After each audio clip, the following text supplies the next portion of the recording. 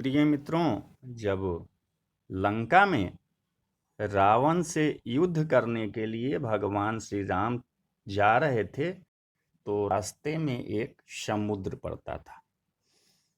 भगवान श्री राम के पास इतनी शक्ति थी कि वो चाहते तो समुद्र को सुखा सकते थे। जिनके नाम सिर्फ नाम जपने से महा ऋषि मुनि तर गए, वो भगवान एक समुद्र से रास्ता देने के लिए विनती करने पहुंचे। इसमें उनकी महानता थी। उन्होंने दिखाया कि दुनिया में कोई भी तुच्छ नहीं है, हमें सबके साथ नम्र व्यवहार करना चाहिए। तो उन्होंने ध्यान लगा के समुद्र के निकट बैठा और 3 दिन तक वहां बैठे रह गए, लेकिन समुद्र उनको रास्ता नहीं दिया। तो भगवान श्री राम थोड़ा सा क्रोधित हो गए। तो आइए श्री रामचरितमानस के माध्यम से आज वही कथा आपको कहते हैं कि विनय न मानत जलधि जरा, गए 3 दिन बीत, बोले राम सकोप तब, भय बिनु होई न प्रीत। इधर 3 दिन बीत गए, किंतु जड़ समुद्र विनय नहीं मानता। तब श्री राम जी क्रोध सहित बोले कि बिना भय के प्रीति नहीं होती। लक्ष्मण वान सरासन आनु, अशोखौ बारिधि बिशिख कृषानु, 60 सन विनय कुटिल सन प्रीति, असहज कृपन सन सुंदर नीति। हे लक्ष्मण, धनुष बाण लाओ, मैं अग्नि बाण से समुद्र को शोक डालूं।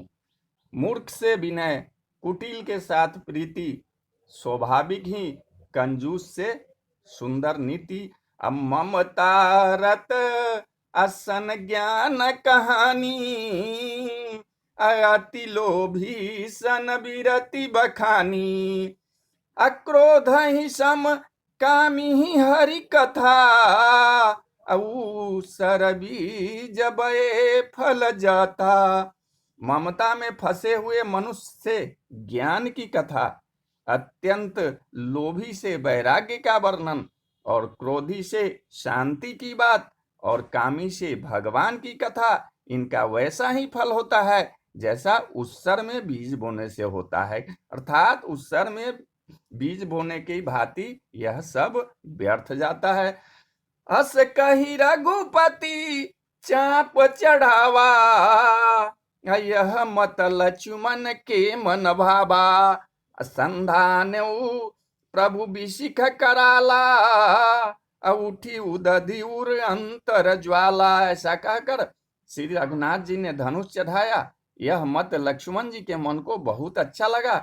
प्रभु ने भयानक अग्निबाण का संधान किया, जिससे समुद्र के हृदय के अंदर अग्नि की ज्वाला उठी।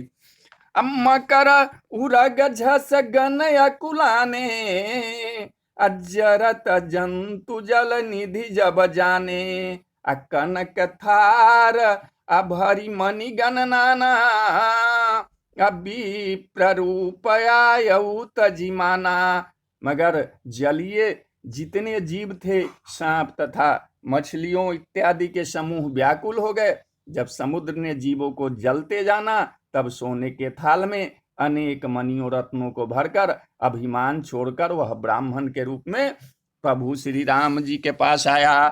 तकाट ही परी कदरी फरई, अकोटि जतन को सीज, अभिनय न मान खगेश सुनु, डांट ही पई न बनीच। हे गरुड़ जी, का भूषुंडी जी कहते हैं गरुड़ जी से कि हे गरुड़ जी सुनिए, चाहे कोई करोड़ों उपाय करके सींचे, पर केला तो काटने पर ही फलता है।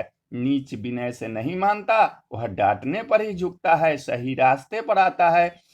असभय सिंधु अगहि पद प्रभु के रे, अच्छा महुनाथ सब अवगुण मेरे।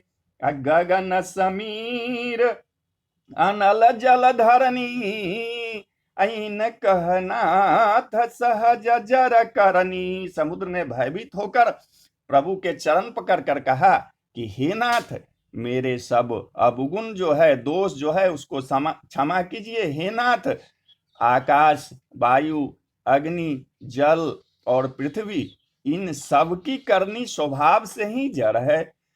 तब में प्रेरित माया उपजाए, सृष्टि हेतु सब ग्रंथ निगाए। प्रभु आयसु अजहि कह जसई अहई, असोत ही भाति रहे सुख लहई।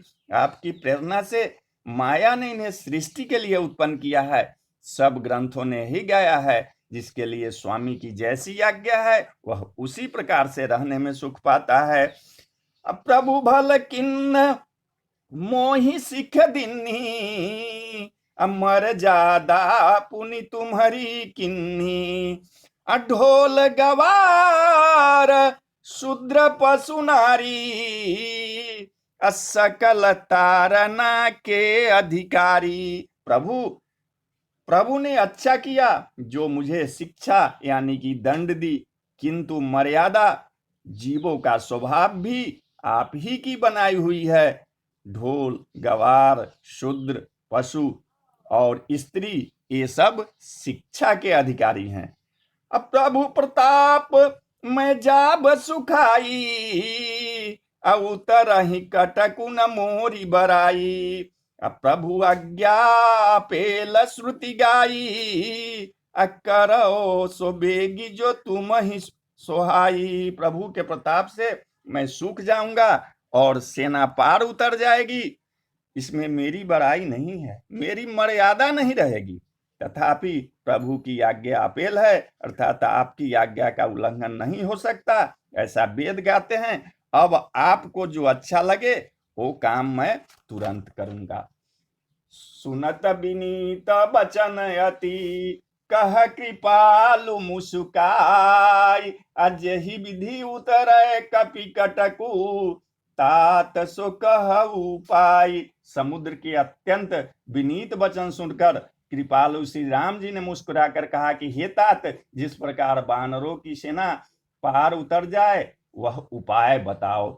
तो समुद्र को कहे उपाय बताने के लिए। भगवान तो उपाय जानते थे, लेकिन भगवान उनसे भी मदद ली कि आप ही बताओ कि हमारा सेना कैसे उस पार लंका में जाएगा। तो समुद्र जी ने कहा कि नाथ नहीं लनल कपि दो भाई, लरिकाई ऋषिया सपाई। तिनके परस किए गिरि भारे, तरी हही जलधि प्रताप तुम्हारे। समुद्र ने कहा कि हे नाथ, नील और नल दो बानर भाई हैं, उन्होंने लड़कपन में ऋषि से आशीर्वाद पाया था। उनके स्पर्श कर लेने से ही भारी से भारी पहाड़ भी आपके प्रताप से समुद्र में तैर जाएंगे। मैं पुनि उड़ धरि प्रभु प्रभुताई, करी हूं बल अनुमान सहाई। यही विधिनाथ पयोधि बंधाइए, अजहि यह सुजसु लोकति हूँ गाइए। मैं भी प्रभु की प्रभुता को हृदय में धारण कर अपने बल के अनुसार जहां तक मुझसे बन पड़ेगा सहायता करूंगा। इस प्रकार समुद्र को बंधाइए, जिसमें तीनों लोकों में आपका सुंदर यश गाया जाए। तो बोलिए जय श्री राम, जय श्री राम।